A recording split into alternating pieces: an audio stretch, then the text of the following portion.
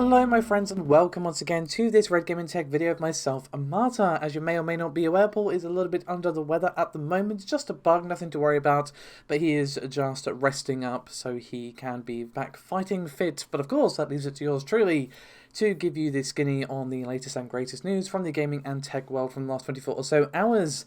And we've got quite a bit to get through today, and there's a lot of stuff going on with next-gen consoles, specifically Xbox, so let's jump straight in to our first topic, which is about the sales of both the PS5 and Xbox Series X. So before I get into this, I want to say that this is all thanks to a report by GamesIndustry.biz, so you will of course find that linked in the description below, as well as all other articles used to source this video. And they are sharing a report from Ampere Analysis, whose data suggests that, well, next-gen console sales are not actually any faster than the previous generation so far. So let's talk nitty-gritty facts here. According to the analysts at Ampere Analysis, they believe that the Xbox Series S and X sold a combined 2.8 million units to date, which is roughly 100k units less than the Xbox One did in the same time frame. As for the PlayStation 5, they sold 4.2 million units, again according to Ampere Analysis. Now that might immediately raise a bit of a question mark in your brain, because Sony's official figure was 4.5 million units, so obviously that's a discrepancy of about 300,000 units there. But the difference is, apparently Ampere Analysis is looking at consoles that have been sold through to customers instead of consoles shipped to retailers. In terms of how the PS5 did versus the PS4, which of course went on an absolute tear last generation, it's doing about the same, but you do need to keep in mind that the PS4 was not available in Japan until a bit later on. However, Ampere Analysis did, of course, address the limited availability and shortages, because, well, that's something that has just plagued not only the next generation consoles, but every piece of next gen tech ever, basically from 2020. And they said that otherwise, if this wasn't a factor, the PS5 could have already surpassed 5 million units, and they also believe that Sony's console could sell between 7.6 and 8 million units before the end of March, which would put it slightly ahead of the PS4, which sold 7.5 million by that time. It's impossible to say where the industry would be if the situation isn't, well, what it is, with everything that's happened over the last year or so. Because obviously, not only has it affected the production of hardware, but it's also affected software, which again has had a knock-on effect on hardware, because the main reason you're dropping like £450 or dollars or what have you on a console, regardless of your console of choice, is because that you want to play the games that are on it. And if there's no games that are on it because they've all been delayed due to, well, everything, then you kind of get where I'm going with this. It will be interesting to see where we are in like a year's time. Hopefully, touch wood, we'll be in a bit of a healthier position there industry-wise and everything-wise, to be fair. But it's definitely going to be interesting. Oh, and one last thing to note from Ampere Analysis report is that the Switch was actually the winner of 2020. They managed to sell 26.3 million units throughout the whole year, which completely surpassed their previous record by almost 2 million units. So the Switch just continues to, haha, money printer go brrr. But speaking of sales charts, there's an interesting report again from Games Industry about the UK specifically and the sales of the Xbox. And this is according to the chart specialist GfK. And they have said that console sales have jumped 148% in January compared to the year before, which is pretty crazy. And interestingly, we also saw the Xbox Series machines, so both the Xbox Series X and S were in the lead, followed by the Nintendo Switch, which were up 21% over the same period last year, and PS5 was in third place. But obviously all of this has a massive asterisk over it, and the availability and shortage issues. For example, the PS5, you just could not get it for the first 2 weeks of the year. That's not to take away anything from the success of Xbox here, just simply pointing out that that should be taken into consideration. The Xbox Series S and X, of course, also have severe supply issues as well. But moving on to more facts and figures from this particular report, we can see that console revenue rose 251%, and we also saw a staggering 941,672 box games sold in the UK during January, which is a 7% increase, and over £30 million generated by the physical software market in January, which is pretty crazy. The top 5 games are really interesting though. I'm just going to go very quickly before I move on to the next topic. So we have Animal Crossing New Horizons at number 1, Mario Kart 8 Deluxe at 2, GTA 5 at 3, Just Dance 2021 at 4, and Black Ops Cold War at number 5, which is interesting, to say the least. Oh, and one small piece of Xbox news before I move swiftly on. Microsoft has announced their first gaming event for this year. It is not really a gaming-focused showcase exactly, so we're not going to see the new exclusives, dash those hopes for Elden Ring right now, because it is a AI and gaming research summit. So it's mostly going to be talking around the technology and tools that turn ideas into the games that we actually play. And you can find the link to the landing page below, but it focuses on AI agents for gameplay and game testing, responsible gaming, ethics, safety, that sort of thing, computational creativity and content generation, as well as, of course, understanding players' engagement and analytics. So, if you're interested in behind the curtain inside baseball stuff, then this is definitely going to be one to watch, but do not expect any gaming showcase reveals. So before we move on to our tech segment of this particular video, I just want to highlight to you a very interesting tweet regarding Sony and Bluepoint. Oh, and big thanks to Tippy for sending this to me on Twitter. You can of course find us at Red Gaming Tech, or me personally at RGT Yamata on Twitter. But regardless, we have a tweet here from Universo PlayStation, which was retweeted by Katarina. The original tweet has helpfully been translated by someone in the comments, and apparently it says, quote, "They've been told that it's a done deal about Sony buying Bluepoint, but they don't know when they'll announce it." So, very, very interesting, I'm sure you will agree. I will say, Bluepoint have got such a good track record lately. The Shadow of the Colossus remake, amazing. Demon's Souls remake, also amazing, although I still need to finish it. I kind of got a bit distracted with Cyberpunk. I've been finishing Control, and also played through the Medium as well. But regardless, Bluepoint, this could be pretty huge, to be honest. Perhaps Sony will set them loose on some other Sony exclusive titles that could be remade. Perhaps the original God of War game could be intriguing to see them tackle that. I mean, honestly, there's so many games that Bluepoint could choose to actually remake, or not necessarily choose, but you know what I mean. There's so many games that they could actually remake that Sony hold the license to. We'll have to see, of course, whether or not this actually ends up becoming true. But hit me with your wish list. What would you like to see Bluepoint remake for Sony? Honestly, the list, I feel like it's endless. The amount of games they could be, really just given the Bluepoint treatment, because they always put so much love and care into their remakes. It's always nice to see. I'm really happy with how Demon's Souls turned out, and I was a huge fan of the original Shadow of the Colossus. So for them to be, obviously, they remade that for the PS4. That was great, so we would always be excited to see what Bluepoint are remaking next. But with all that said, let's move on from console land, and we're going to discuss the Intel i7-11700K, which of course is Rocket Lake. So we have the Romanian website Lab 501 to thank for this particular report, and they are calling this a preview, but it's a pretty in-depth preview, to be honest. And although the 11700K that they managed to get their hands on here is still an engineering sample, Intel is still pushing microcode updates, and it's possible that even this sample might still see a performance uplift ahead of launch.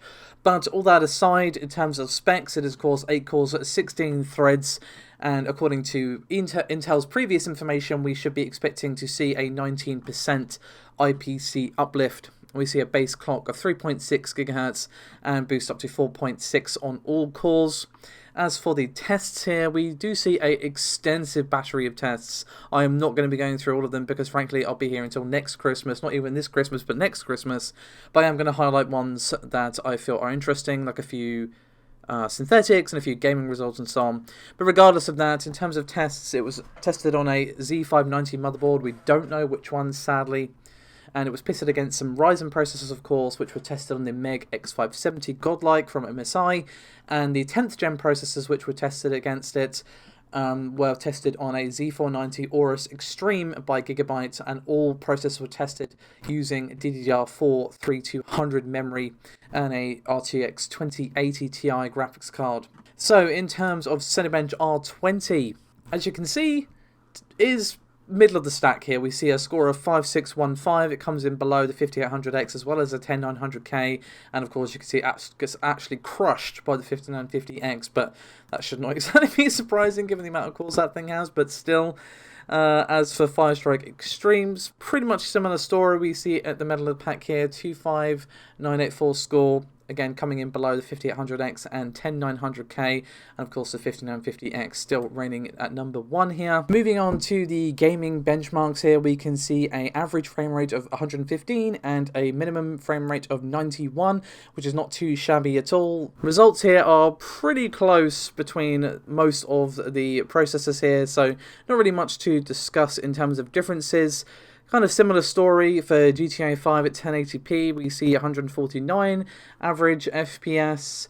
Far Cry New Dawn, we see 127. It comes in just ahead of the 10900K, and I do literally mean just one frame. It's not exactly what I would call world-ending. However, we do see some newer games like Shadow of the Tomb Raider, 176 frames a second here. And you can see the rest of the results on the screen for all of these. I'm not going to go through all of them because frankly this video is already starting to get a little long. As for Shadow of War, we see 154 frames a second here on the average, but a minimum of 34. But the minimum on most of these, barring the top 3 results here from the 5800 and 5950X, are all pretty much around that range. But one more results that I want to, two more results, sorry, should I say, that I want to focus on here is max CPU temperature and system power consumption, because this has been a common concern surrounding Rocket League, so of course it's very important to address this.